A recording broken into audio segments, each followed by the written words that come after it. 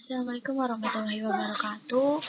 Saya Sapna. Di sini dari SMK Bintang Nusantara School. Baik, di sini saya akan menjelaskan tentang anemia pada kehamilan.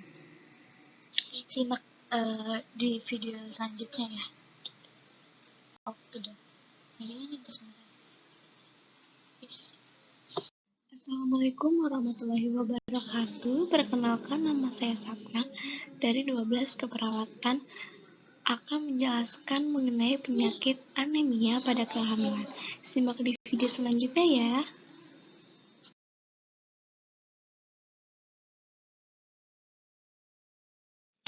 Di sini ada definisi.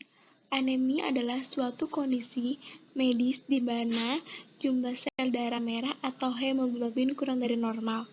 Kadar hemoglobin normal umumnya berbeda pada laki-laki dan perempuan. Untuk laki-laki, hemoglobin kurang dari 13,5 gram atau 100 mili. Wanita, hemoglobin kurang dari 12,0 gram atau 100 mili. Nah, anemia merupakan suatu keadaan adanya penurunan kadar hemoglobin, hematokrit, dan jumlah eritrosit di bawah nilai normal. Dan anemia defisiensi besi adalah anemia karena turunnya cadangan besi tubuh sehingga proses eritropoiesis dan dapat menurunkan kurang HGS darah dengan berbaik akibatnya. Di sini juga ada klasifikasi. Anemia pada kehamilan dibedakan menjadi anemia defisiensi besi, anemia megaloblastik, anemia hipoplatik. Nah, untuk anemia defisiensi besi 62,3%. Anemia jenis ini biasanya berbentuk hermositik dan hipokromik serta paling banyak dijumpai. Penyebabnya telah dibicarakan di atas sebagai penyebab anemia umumnya. Nah, untuk anemia megaloblastik 29,0%. Anemia biasanya berbentuk makrositik atau pernisiosa. Penyebabnya adalah karena kekurangan asam folik, jarang sekali akibat karena kekurangan vitamin B12, biasanya karena malnutrisi dan infeksi yang kronik. Anemia hipoplatik disebabkan oleh hipofungsi sumsum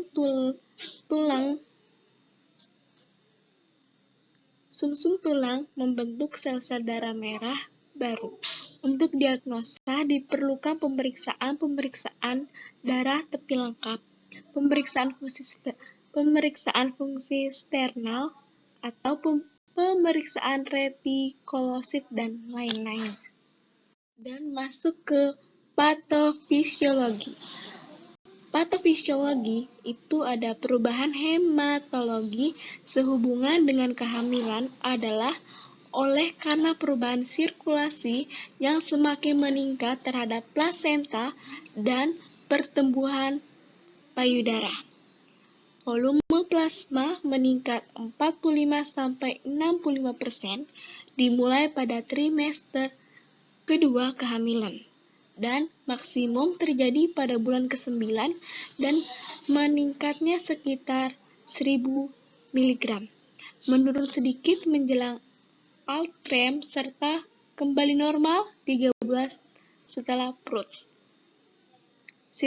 Stimulasi yang meningkatkan volume plasma laktogen plasma yang menyebabkan peningkatan sekresi aldosteron.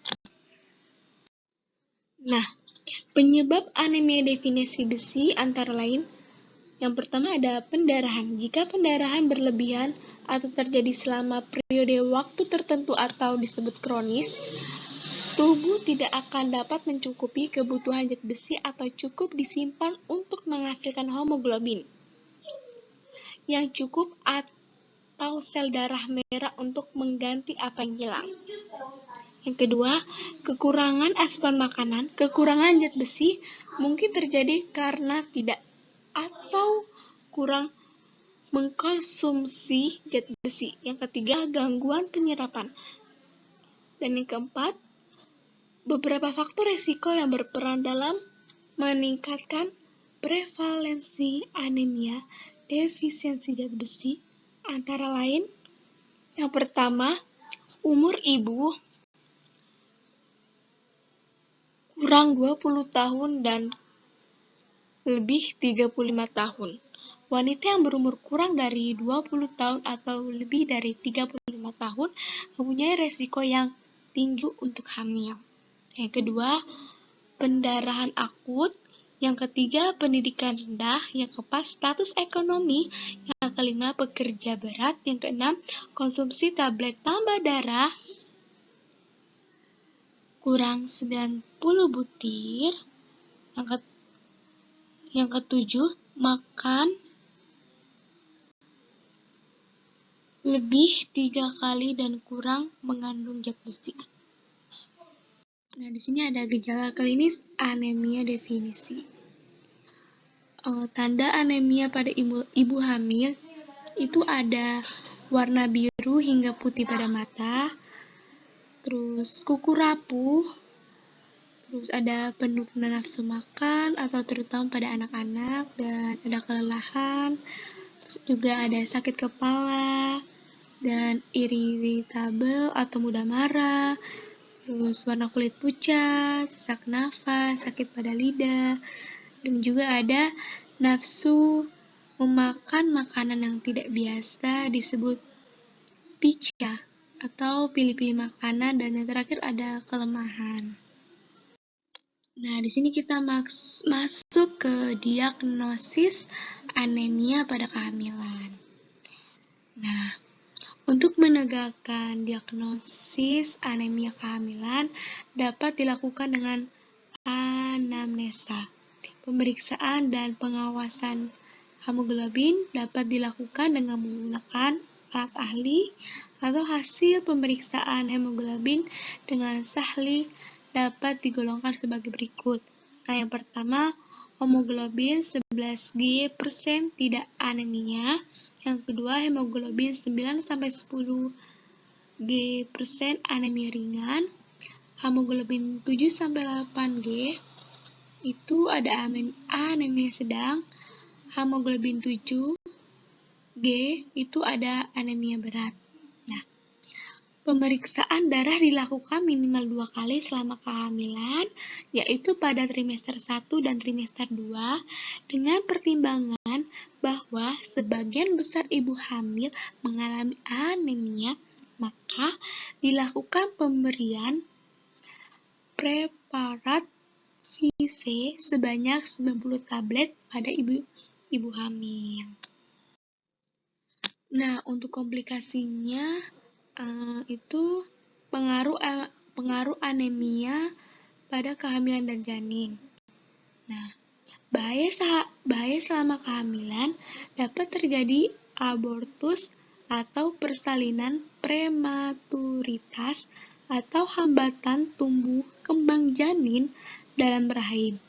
Mudah terjadi infeksi, ancaman dekompensasi kordis, hemoglobin kurang dari 6, molahidatisoda, hiperemesis gravidarum, perdarahan antepartum, ketuban pecah dini atau KPD.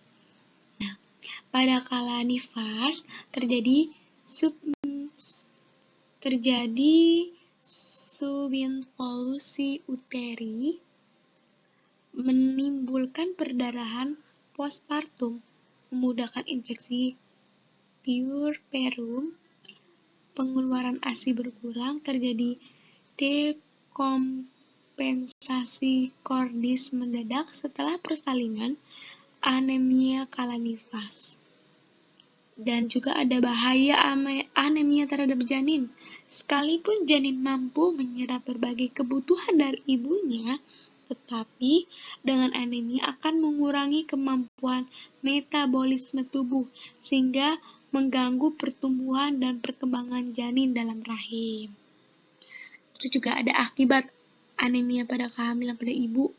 Nih, yang pertama ada abortus, terus juga ada persalinan preterm, terus juga ada partus lama karena inersia uteri, dan juga ada perdarahan pasca persalinan karena atonia uteri, dan juga ada shock, terus infeksi intrapersalinan maupun pasca persalinan, dan payah jantung pada anemia yang sangat berat, dan yang terakhir ada kematian bagi ibu.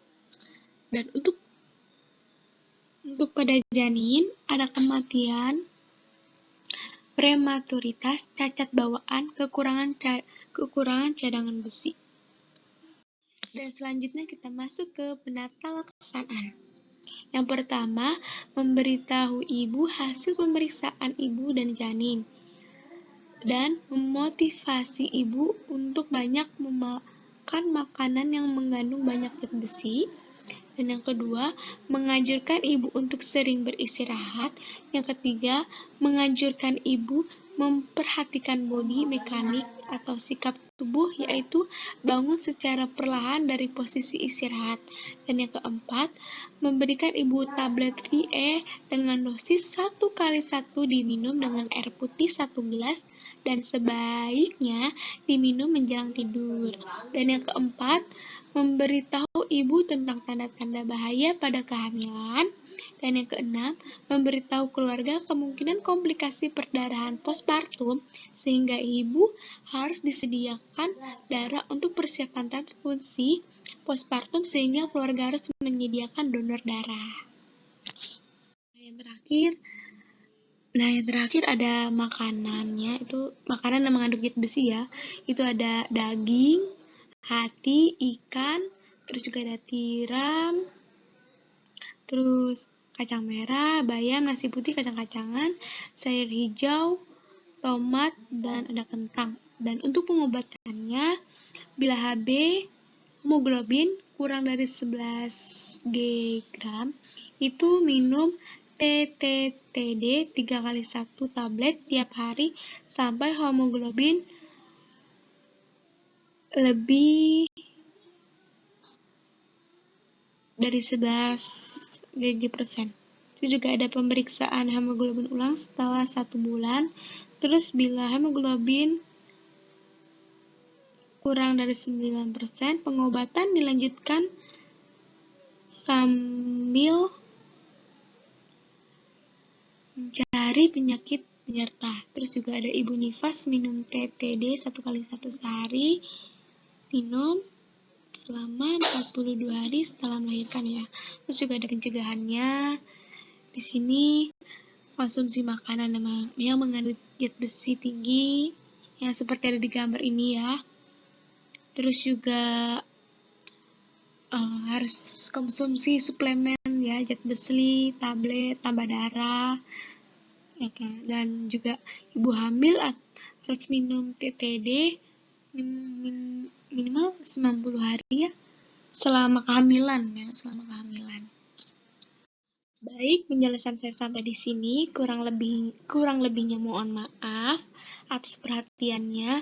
Terima kasih. Wassalamualaikum warahmatullahi wabarakatuh.